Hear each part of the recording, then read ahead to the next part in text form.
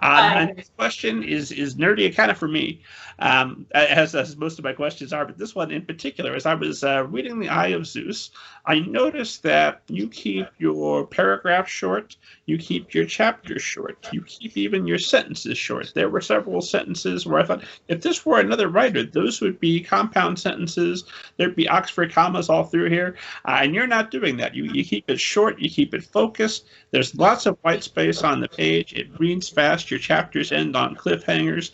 I'm assuming that's second draft type stuff. So what I want to know is, do you have some hard and fast rules for what goes into the style of Alane Adams, at least for middle grade? So The Eye of Zeus is a little bit different because it was written in first person, which is honestly, I love writing first person, although I don't do it very often because it limits your point of views unless you write first person multiple point of view, which I don't like to do. So the Eye of Zeus series is written in one singular first person point of view. So it's all Phoebe's train of thought. Okay, so you're talking a 12-year-old character's train of thought throughout the story, and you're going to use, so it's the story, there's no omniscient narrator, you know, or other sort of point of view. So for me, it's a little bit different. I love writing that kind because you can be very playful and kind of funny, and then sometimes she's sort of like almost talking to the audience, you know. Like if there's one thing a foster kid's not supposed to do, it's draw attention to yourself. I should know, I've been in the system my whole life. I mean, literally since the day I was born. Okay, that's a 12-year-old kid talking, right? And that's what you're trying to represent. And like here, seriously, people, they leave her at a bus stop, you know, a bus stop. Seriously, people, there are better places to leave a kid. So in this style that I'm adopting here, I'm adopting a style where Phoebe is quasi sort of just, you know, having, you know, omniscient thoughts here and speaking in Phoebe voice and Phoebe talk. And so her gonna have run-on sentences, compound sentences, broken thoughts, and I don't worry about that as much. I think that you can get really hung up on if you worry about Oxford commas and things like that, because what it should read, what's important is that it reads well to the reader, like it flows, like you don't stop. You know, like there's nothing worse than a comma that makes you stop and like, wait, why did I stop here? That doesn't feel natural. So, you know, everything I do, I read aloud more than once. I read it aloud, and I also have it read aloud like through a voice app. And when you hear it, you can really hear the pauses and stuff. So short chapters, okay, that really varies. Now, there are some chapters that are going to be short, and there's some chapters that are going to be long. And it depends, again, when you're dealing with multiple points of view, I tend to switch point of view by chapter.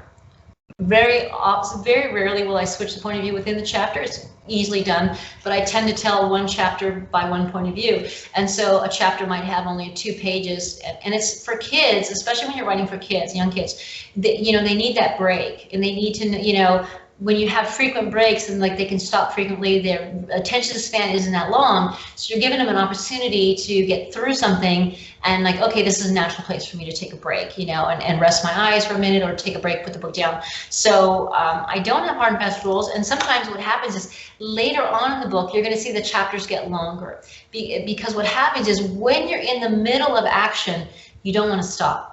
And that's a big mistake. You just don't want to stop. And so what you'll see is varying length of chapters because varying, I think it helps the reader just sort of like, you know, you kind of have a sense of each chapter has its own story, its own motion. When there's a natural conclusion, that's when the chapter ends. Some are short because that's just a nice tactic for readers to feel like they had a little break. They jumped into a different point of view that was completely like, whoa, and then they come back and now it's a different story, and it, you know, it's a natural break. So, but you're going to find, especially toward the end, when we're in the main thrust of the battle, a lot of my stories have battles, the main thrust of the conflict exploding everywhere around you, you're going to see chapters really start to get quite a bit longer because there's just no place that you're going to want to stop and really take a breath. And because you can like chapter 31, I was just looking at the pages, it's like 9 pages, you know, and some of the other chapters might only be 6 pages, 7 pages. So you start to see that get longer, and I think that's just a natural. I don't think there's a rule. I think it depends on the story, the voice, and the age that you're writing for. And yeah, I don't have rules. There's no rules except writing every day. There's no rules. I think the story has to read well. That's all. That's the only rule we have to follow up. The story has to read well for the reader that you intended it for. When adults like to critique my stories, and I think it's great. You can critique my stories all you want, but I didn't write it for an adult, you know. So I wrote it for a 10-year-old, right, or 11-year-old, right? So I really want to hear what they have to say. And sometimes as adults, we're very easy to criticize things. We like to criticize things. We like to sound smart, and lots of people like to critique books, and that's great for them. But you know, honestly, I just look at what kids have to say and whether they like it or not, and that's, you know, what makes me happy. And I think that there's no real rule. There's no rule that you have to follow in writing. There is no rule. You should write anything, any way you want, as long as it makes sense to the reader, that the story makes sense the way it's being told, you know, that when you walk away from it, you're like, I loved it. I didn't stop. My brain didn't tell me there needed an Oxford comma there. If it needed, your brain will tell you. Like, any reader will say, like, wait, there should have been a comma there. That's annoying to the reader. And kids know that. We all know that. It's instinctive, because there's a pause that we're looking for, and if we don't need it, don't use it. That's my rule. And you don't need he said, he, she said all the time. If it's obvious, don't use it. Leave it out. So I try to take out as many of those as I can. That demands a follow-up question, which is technically not a third question, kind of wishing for more wishes. But how, when you're writing first person like that, how do you maintain the perspective of a young person? Do you have young people you talk to regularly, or just from your mini school visits where you talk directly to your readers? Yeah, how do adults make up kids' stories anyway?